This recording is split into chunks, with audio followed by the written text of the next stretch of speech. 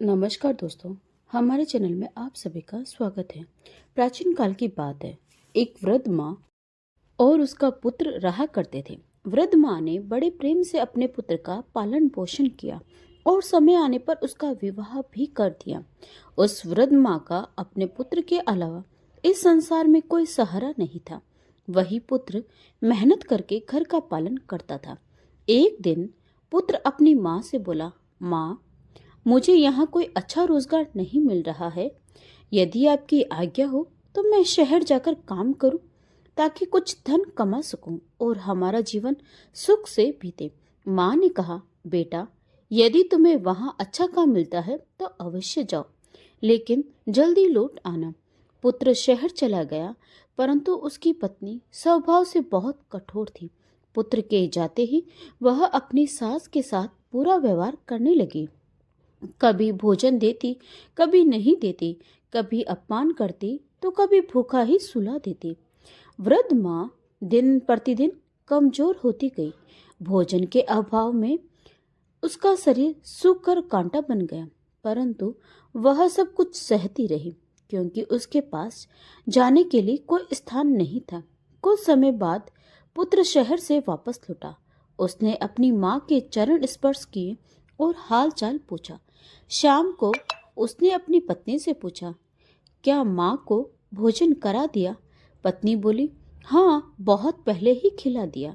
जब पुत्र अपनी माँ के पास गया तो पूछा, माँ, आपने भोजन कर लिया? तब माँ ने धीमे स्वर में कहा, नहीं बेटा, मुझे अभी तक भोजन नहीं मिला। पुत्र फिर अपनी पत्नी के पास गया तो पत्नी बोली, माँ अब बूढ़ी हो गई है, उनकी याददाश्त कमजोर हो चुकी है, इसलिए ऐसा कह रही है। रात हो गई। पति पत्नी अपने कमरे में सोने चले गए और वृद्ध माँ अपने कमरे में अकेली बैठी रही। वह भोजन की प्रतीक्षा करती रही, पर किसी ने उसे भोजन नहीं दिया। आधी आधी रात हो गई। भूख से व्याकुल माँ की आंखों में आंसू आ गए। कहते हैं ना, भूखे पेट नींद नहीं आती। तब वह वृद्ध माँ दुखी होकर धीरे धीरे कहने लगी, बेटा, बहू तो सो गए, अब मुझे भोजन कौन खिलाएगा? आजा निंदिया, तू ही आज मेरे साथ सो जा। माँ के ये करुण शब्द उसके पुत्र के कानों तक पहुंच गए। पुत्र ने ध्यान से माँ की आवाज सुनी तो उसका हृदय कांप उठा। उसे समझ आ गया कि उसकी माँ कितने दुख से जीवन बिता रही है। उस रात पुत्र की आंखों में भी नींद नहीं आई। उसे एहसास हो गया कि जिस माँ ने उसे जन्म दिया, पाल पोस कर बड़ा किया, वही माँ आज अपने ही घर में भूखी सोने को मजबूर है।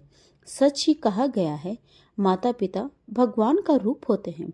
जो संतान अपने माता पिता का सम्मान नहीं करती, उसे जीवन में कभी सच्चा सुख प्राप्त नहीं होता। वृद्ध माँ आधी रात को भूख से तड़पते हुए धीरे धीरे कह रही थी, बेटा, बहू तो सो गए, अब मुझे भोजन कौन खिलाएगा? आजा निंदिया, आज तू मेरे साथ सो जा, तेरे बिना मुझे चैन कहाँ। लेकिन जब भी वृद्ध माँ यह कहती कि बेटा, बहू सो गए, अब मुझे भोजन कौन खिलाएगा, तभी उसकी बहू जानबूझकर कुछ न कुछ बोलने लगती ताकि उसकी आवाज उसके पति के कानों तक न पहुंचे। और जब वृद्ध माँ यह कहती, आज तू मेरे साथ सो जा, तेरे बिना मुझे चैन कहाँ, तब बहू चुप हो जाती। इसीलिए उस लड़के को केवल इतना ही सुनाई देता, आज तू मेरे साथ सो जा, तेरे बिना मुझे चैन कहाँ। लड़का अपनी पत्नी से कहता, माँ क्या कह रही है, मुझे कुछ समझ में नहीं आ रहा। तब उसकी पत्नी कहती है, यदि तुम बुरा न मानो तो मैं तुम्हें माँ की एक बात बताना चाहती हूँ। लड़का कहता है, ऐसी कौन सी बात है, बताओ। तब उसकी पत्नी चालाकी से कहती है, तुम्हारी माँ दूसरी शादी करना चाहती है। वह अभी भी यही बड़बड़ा रही है कि आज तू मेरे साथ सो जा, तेरे बिना मुझे चैन कहाँ। अपनी पत्नी की यह बात सुनकर लड़का हैरान रह जाता है। वह कहता है, यह तुम क्या कह रही हो? मेरी माँ ऐसा कभी नहीं कर सकती। वह बहुत बुजुर्ग हो चुकी है, इस उम्र में शादी की क्या इच्छा करेगी? लेकिन उसकी पत्नी फिर कहती है, मैं सच कह रही हूँ, तुम्हारी माँ दूसरी शादी करना चाहती है। पत्नी की बातों में आकर वह लड़का सोचने लगता है कि शायद उसकी माँ की यही इच्छा हो। अगले ही दिन वह अपनी माँ से बिना कुछ पूछे उसके लिए वर ढूंढने निकल पड़ता है। कुछ समय बाद उसे एक बुजुर्ग व्यक्ति मिल जाता है और वह अपनी माँ का रिश्ता तय करके लौट आता है। घर में शादी की तैयारी शुरू हो जाती है। कुछ दिनों बाद विवाह का दिन भी आ जाता है।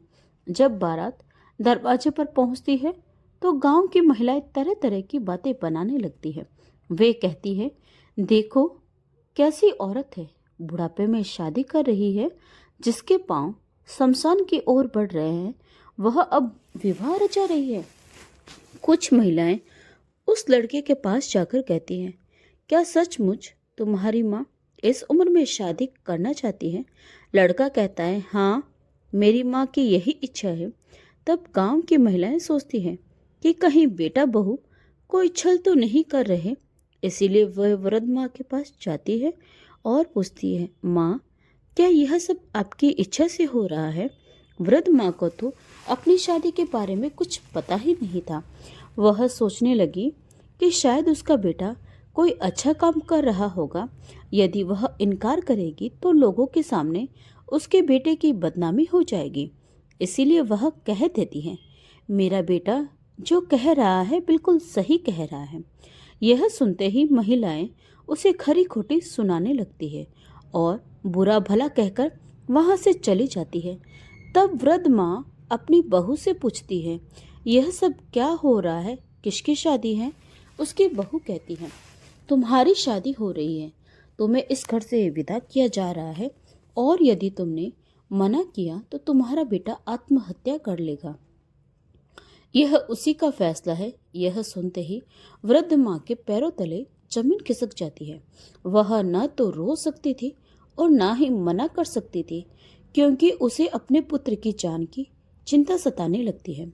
वह मन ही मन रोती रहती है और सोचती है कि यदि उसके मना करने से उसके बेटे को कुछ हो गया तो वह क्या करेगी। आखिरकार मजबूरी में वह चुप रह जाती है। बारात दरवाजे पर खड़ी रहती है और वृद्ध माँ का विवाह कर दिया जाता है। विवाह के बाद उसे डोली में बिठाकर विदा कर दिया जाता है। वृद्ध माँ भारी मन से अपने नए घर की ओर चल पड़ती है। चलते चलते शाम हो जाती है, इसीलिए बारात एक नगर में एक व्यक्ति के घर रुक जाती है। उस व्यक्ति की पत्नी बहुत आलसी थी। वह घर का कोई काम नहीं करती थी। घर में चारों ओर गंदगी फैली हुई थी। बर्तन इधर उधर पड़े थे। झाड़ू पोंछा अस्त व्यस्त पड़ा था और मकड़ी के जाले पूरे घर में लगे हुए थे। वह स्त्री कभी किसी काम को हाथ नहीं लगाती थी और सारा घर बिखरा हुआ पड़ा रहता था। उस घर में बर्तन जहाँ पड़े थे वहीं पड़े रहते थे। झूठे बर्तन झूठे ही पड़े रहते। झाड़ू और पोंछा जहाँ फेंका रहता वहीं पड़ा रहता। वह औरत घर का कोई काम नहीं करती थी। उसी घर में बाराती और वह वृद्ध माँ रात बिताने के लिए रुक जाते हैं। रात का समय होता है, सब लोग सो जाते हैं, लेकिन वृद्ध माँ एक कोने में बैठी रोती रहती है। उसे अपने पुत्र की याद सताती रहती है। वह सोचती है कि ऊपर वाले ने उसे कौन से जन्म की सजा दी है, जो बुढ़ापे में उसकी शादी करवा दी और उसे उसके पुत्र से अलग कर दिया। तभी उसे घर के भीतर से आवाजें सुनाई देती है। झाड़ू कहता है, यदि कोई मुझे उठाकर अच्छे और सुरक्षित स्थान पर रख दे तो मैं उसका जीवन बदल दूंगा। पोंछा कहता है, यदि कोई मुझे सम्मान से उठाकर सही स्थान पर रख दे तो मैं उसके जीवन को सुंदर बना दूंगा। बर्तन कहते हैं, यदि कोई हमें साफ करके अच्छी जगह पर रख दे तो मैं उसके जीवन में अन्न धन की कभी कमी नहीं रहेगी। वृद्ध माँ यह सब सुन लेती है। वह धीरे धीरे उठती है और झाड़ू पोंछा तथा बर्तनों को समेटकर अच्छे और सुरक्षित स्थान पर रख देती है। जैसे ही वह ऐसा करती है तभी झाड़ू पोंछा और बर्तन तीनों दिव्य रूप में प्रकट हो जाते हैं और उस वृद्ध माँ को आशीर्वाद देकर 16 वर्ष की सुंदर कन्या बना देते हैं। सुबह जब सूरज निकलता है और बारात वहां से चलने लगती है, तब सभी लोग उस सुंदर कन्या को देखकर आश्चर्यचकित रह जाते हैं। वे सोचते हैं कि शायद वह वृद्ध माँ कहीं चली गई होगी, लेकिन उन्हें एक सुंदर युवती मिल रही है, इसीलिए कोई कुछ नहीं बोला। वे उसे साथ लेकर उसके ससुराल पहुंच जाते हैं। उधर कुछ दिनों बाद उस वृद्ध माँ के मोहल्ले की महिलाएं उसके पुत्र के पास आती है और कहती है, तुम्हारी माँ का विवाह हुए 10 दिन हो चुके हैं, अब तुम्हें उन्हें वापस ले आना चाहिए। तब वह लड़का अपनी पत्नी से कहता है, अब माँ को वापस ले आना चाहिए, लेकिन उसकी पत्नी कहती है, उन्हें वहीं रहने दो, अब उन्हें यहाँ लाने की क्या जरूरत है, उनका विवाह हो चुका है। फिर भी वह लड़का कहता है, यह हमारी परंपरा है, माँ को वापस लाना चाहिए। इसके बाद वह अपनी माँ को लेने उनके ससुराल पहुंच जाता है। वहां पहुंचकर उसे अपनी वृद्ध माँ दिखाई नहीं देती, बल्कि 16 वर्ष की एक सुंदर कन्या दिखाई देती है। वह कन्या उसका स्वागत करती है, उसके लिए चारपाई बिछाती है, स्वादिष्ट भोजन बनाकर खिलाती है और उसकी खूब सेवा करती है। तब वह लड़का कहता है, मैं अपनी माँ को लेने आया हूँ, यह मेरी माँ का ससुराल है। तब वह कन्या मुस्कुराकर कहती है, पुत्र, मैं ही तुम्हारी माँ हूँ। यह सुनते ही वह लड़का चौंक जाता है और कहता है, मेरी माँ तो बहुत बूढ़ी थी, तुम इतनी जवान लड़की कैसे हो सकती हो। तब वह कन्या रोते हुए पूरी घटना सुनाती है। वह कहती है, पुत्र, मेरी कभी दूसरी शादी करने की इच्छा नहीं थी। इस बुढ़ापे में मुझे पति की नहीं, अपने बेटे के साथ रहने की जरूरत थी। जब तुम शहर कमाने गए थे, तब तुम्हारी पत्नी ने मुझे बहुत दुख दिए। कई कई दिन मुझे भोजन नहीं दिया जाता था, लेकिन मैंने तुम्हें इसीलिए कुछ नहीं बताया, क्योंकि मैं नहीं चाहती थी कि मेरा पुत्र दुखी हो। जिस दिन तुमने मुझसे पूछा था कि माँ, तुमने भोजन किया या नहीं, उस दिन भी मैंने भोजन नहीं किया था। मैं भूख से तड़प रही थी और ऊपर वाले से प्रार्थना कर रही थी कि बेटा बहू तो सो गए, अब मुझे भोजन कौन खिलाएगा। आजा निंदिया, आज तू ही मेरे साथ सो जा। तब उस लड़के को अपनी पत्नी की सारी सच्चाई समझ में आ जाती है। वह अपनी माँ को लेकर वापस लौट पड़ता है और रास्ते में उसी घर में रुकता है जहाँ उसकी माँ 16 वर्ष की युवती बनी थी। वहां पहुंचकर माँ और बेटो दोनों देवी माँ से प्रार्थना करते हैं। पुत्र कहता है, हे माता रानी, मेरी माँ को उनका पुराना रूप वापस दे दीजिए। माँ भी हाथ जोड़कर प्रार्थना करती है। उनकी सच्ची भक्ति और आंसू से भरी प्रार्थना सुनकर माता रानी प्रकट होती है और उस युवती को फिर से वृद्ध माँ के रूप में बदल देती है। इसके बाद पुत्र अपनी माँ को लेकर अपने घर पहुंचता है।